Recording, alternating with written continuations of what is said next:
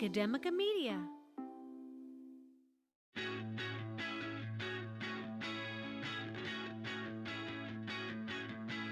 From Academica Media Studios in Miami, Florida, it's Big Ideas in Education, a weekly recap of inspiration and innovation in your schools.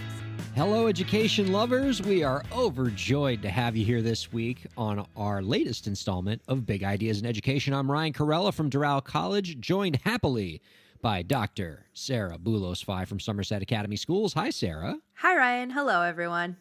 This is going to be great. The two stories we brought this week, we're bringing it. This is good. I already know the listeners are going to get a huge kick out of this. Go ahead and get us started, Sarah. What story do you have for us? Well, some of the greatest indicators of success for at-risk students are early intervention programs in which children are offered opportunities for them and their families with support if they meet certain eligibility criteria. In Tennessee, the governor is now proposing that their early intervention program, TEIS, be extended through age 4 for children with disabilities and developmental delays. We know the first years of life are critical to a child's development, says Governor Lee. Early intervention through TEIS provides critical services to children and families and provides tools to ensure that every child has the chance to reach their potential. This expansion would help support children and their families with demonstrated need, as it currently only goes to children from birth through 36 months of age. Early intervention works, and this expansion will help remedy the learning loss created by the pandemic, said Department of Intellectual and Developmental Disabilities, DIDD, Commissioner Brad Turner. We want to make sure children across the state have the chance to succeed in school and in life, and making sure they have access to these supports during these important developmental years will help make that happen. After seeing a decline in 2020 because of the COVID pandemic, TEIS received a record number of referrals in 2021. The program provided services to more than 17,600 infants and toddlers across Tennessee in the calendar year. We have a similar program here in Florida called Early Steps, and this is an amazing resource for families. I hope these kids get the help they definitely need. It is an amazing program, and I hope more people get to take advantage of it because it really does provide families and children these supports that otherwise, if we wait until kids are in school, it's almost too late to get the kind of attention that these kids need. It's what a great development. So now just to catch me up on this, because I only have a passing familiarity with these kind of programs. These are usually free programs and voluntary for families that are, and they're specifically targeted toward families of students who are showing potential developmental disabilities. These are the kind of students that might go into special education programs when they start school. That's exactly right. And it's completely free for families if your child has a diagnosis. Usually, your family's doctor or medical provider might be able to identify that your child might need this, or if you have a premature child, that's sometimes an eligibility that might be a part of the criteria. But it's an amazing program to look into anywhere, but if you live in Florida, you can look into the early steps, it's called. Sorry, I was confusing Jump Start and early steps, which is another really great program. But yeah, Early Steps is a great program here in Florida. And if you are listening from Tennessee, the TEIS program, which is again, completely free. The diagnosis fees are taken care of. Like, even to find out if your child is eligible is completely free. All of the evaluation, all of that is included because we do want to get these supports to children because, as you said, Ryan, these children might be identified as special needs or special education once they do get to school. But for most kids, they're not going to get to school until at least 4 in Florida, right? Because we have VPK, but usually about 5 years of age. And think of all the development that's happening in that time. Yeah, how much resources are available to families before that. And we're talking about anything from speech to, if a child has a disease like leukemia, right? All of these things are huge burdens for a family and are big at-risk indicators for a child's success in school. It's so impressive to see a policymaker like Governor Lee looking at the current landscape of the world right now, it would be so easy for politicians, for policymakers right now to say, okay, there's a pandemic going on, resources are stretched, and maybe we would see programs like these that are so vital fall by the wayside because everything's an emergency situation. So to see somebody like Governor Lee say this is the time to expand these programs, not to let them fade away, but understanding that these things are more important than ever to catch students from that period of time between birth and when they start a VPK or even a pre-kindergarten program or kindergarten, and make sure they get the resources they need so that when eventually they do make it to the point where they are getting special needs instruction, special education, they've already gotten the services they've needed up until then. That's really great to see. It really is. And I think expanding it from 36 months to age 4 is really important because of that, loss of at this point 2 years, but that loss of time and in referrals and getting kids, kids weren't having regular doctor's appointments the way they were before. Those social mechanisms that might have been there, like maybe a place of worship where somebody might have said, hey, my kid had that too. Why don't you tell your doctor you need to be evaluated for this program? Those social places where we would have gathered and gotten this information out into the community was severed for a really long time. So it's really important to get that out there. Great stuff. Ryan, what did you want to talk about? Now, Sarah, I want you to close your eyes for me and picture your typical math classroom. For those of you who are experiencing this in the audio medium, I can assure you that Dr. Phi is indeed, with her eyes closed right now, following the exercise, okay? When you picture a math classroom, Sarah, you're going to have some students who are picking up the concepts quickly, but then you have the other group of students that need more time to grasp the material, right? That's what we often see here. And in such a case, some teachers may have the impulse to address these different groups of students by splitting them apart, differentiating the instruction, right? We often talk about differentiated instruction. You take the high performers, you let them work on accelerated material, and you give the other students opportunities to remediate on their own. But as one teacher suggests, if you want to achieve good math outcomes in your classroom, you shouldn't be splitting those groups apart. You should be bringing them together. And I know, Sarah, you're a particularly big fan of this kind of heterogeneous instruction, so you're going to be all about this. So in Edutopia last week, educator Joseph Manfrey talked about the value of using heterogeneous student groups when teaching math. By putting different levels of learners together to work on math problems, every learner benefits. From the article, quote, "Productive struggle comes from the wide range of levels of learners working together on a common task and learning with and from one another. Students in heterogeneous grouping ensure diversity of ideas and opportunities for discourse around such ideas, leading to greater conceptual understanding," end quote. Lest you think that higher performers would be held back by a heterogeneous group approach, Mr. Manfrey notes that these students actually have a lot to gain from this method, as it improves those students' communication skills and allows them to achieve deeper conceptual understanding through discourse. Furthermore, heterogeneous groupings serve to combat the misconception that students who need more time to pick up a concept have less mathematical ability, when in fact it's often just a consequence of those students having different processing speed. Heterogeneous groups take processing speed out of the equation and allow all students' potential and abilities in the subject area to shine. You actually had your eyes closed for that whole time. You were really picturing it, Sarah. I wasn't sure if I was supposed to open them yet. Can I open my eyes now? You sure can. Okay, I'm picturing it all. Fabulous. All right, so I mean, when you were picturing your math classroom, were the students, were you grouping different levels of students together like Mr. Manfrey suggested, getting that heterogeneous grouping to happen?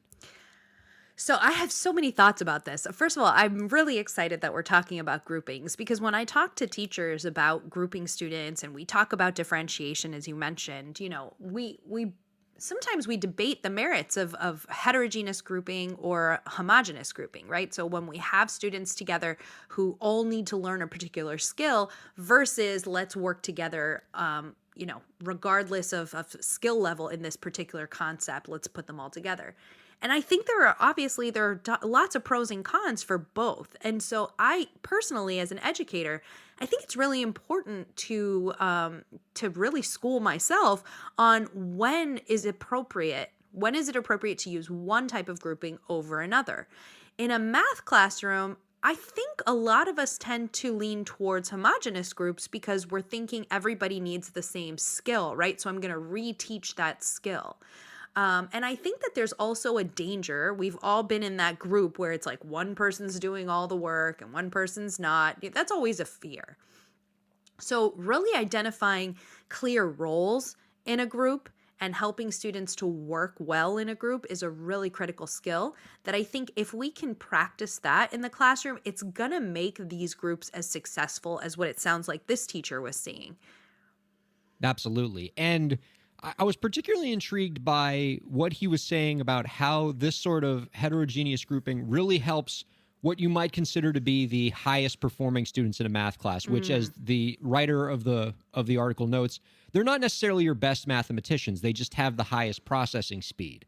And so what often happens is you just keep giving them, if you separate them and just keep giving them harder and harder material, maybe they'll keep learning and they'll keep doing the harder material, but eventually they're going to hit a ceiling. And at no point along their journey have they been learning the other skills that are important for math, such as being able to discuss the math, learning the why of math, learning how you get to the answer, not just getting the answer through robotic repetition.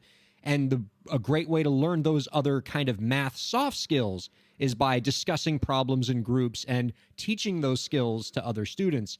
And so, there's a lot. If we're trying to create great mathematicians, it's not just enough to try to give the students the most advanced material they can handle, right? Sometimes it's important to have them take a few steps back and really focus on the how and the why of the problem and be able to teach the how and the why to other students so that they develop a deeper understanding. Not to mention, you used one of my favorite phrases, possibly of all mathhood, and that is productive struggle. Yes. So productive struggle is something that I think that we definitely don't spend enough time talking about, regardless of whether we're in a math class or not. But just the idea of productive struggle, and it's okay to kind of feel like you're hitting a wall, and then let's take a step back and try another avenue and argue together and discuss together and figure out, why is this uncomfortable and why is this not making sense when we did the same thing the teacher said to do? What's going on? Because in reality, all of life has these productive struggle moments, and there is a big difference between those of us who can find another option and those of us who cannot.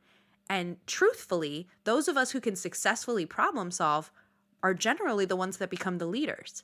That's right.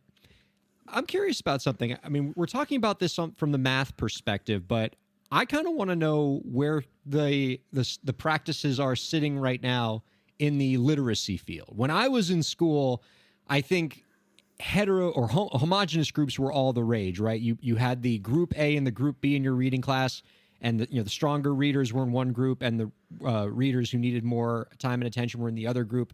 Is that still the way things are being done now, or are we seeing more heterogeneous grouping in reading classes? Let me tell you that I often, when I'm working with teachers, talk about my own experiences, and tell me if this is familiar. Because we as teachers love to kind of categorize kids and label them in certain things. And we use those labels and we think we're being really clever, right? So, some schools might have like, okay, you're the blue group, you're the yellow group. My school had animal groups. And I have to tell you, we knew that the cheetah group was better than the turtle group. Oh, no. So, yes, I do still see a lot of homogenous grouping, and a lot of it is because of what I was saying, that we tend to think of that skill instruction as being something that we've identified these students need this particular skill. We want to provide that skill remediation. And we want to bring them back into the whole group. But I think there's definitely a lot to be said about heterogeneous grouping as well.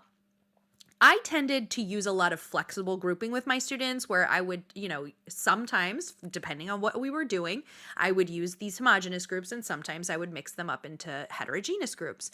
And I would actually tell my students, I would say, listen, in some of the groups, you're one of the, higher kids in that group. That's your strength. And this is something you're really good at. And in some of the groups that I put you in, that's something you really need to work on. And I help the students identify for themselves, there are times where I need to step it up and I need to be a little bit louder in this group and provide some of my knowledge. And there are some times where I need to sit back and say, wait a minute, can you show me how you did that? Because that is not what happened when I did it. And I think helping them to have that dialogue and that conversation, also to be confident enough to say, wait a minute, this is the kind of thing that I'm really good at. Let me step up here and let me tell you why I did this the way I did. That's really cool.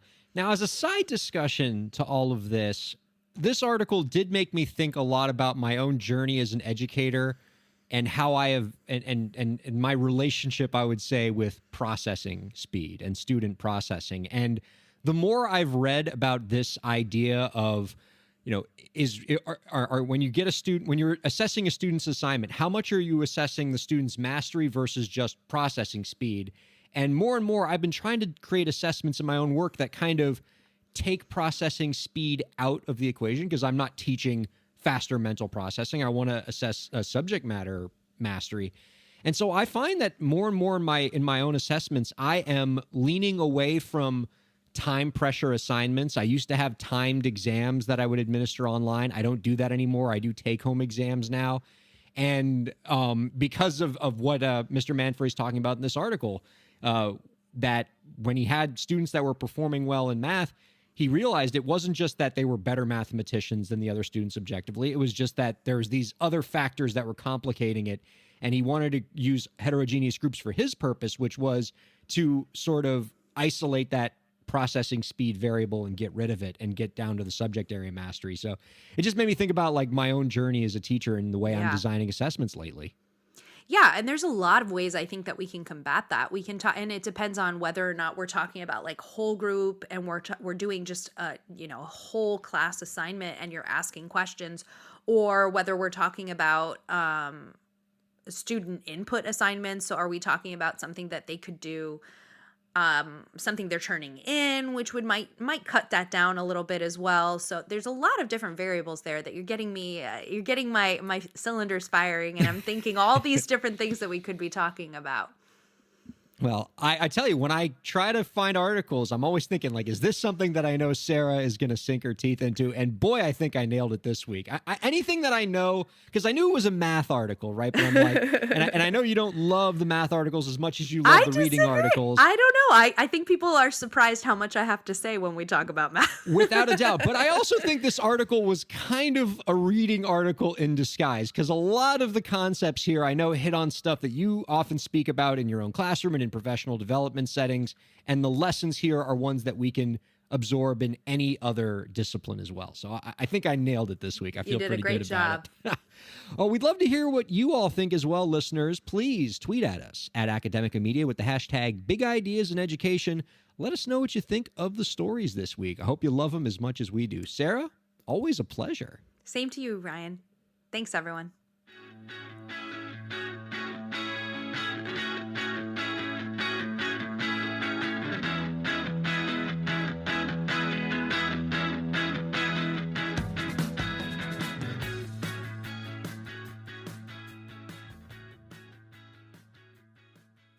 The views expressed on the preceding program have been those of the hosts and guests and do not necessarily reflect the views of Academica, its clients, staff, affiliates, or advertisers.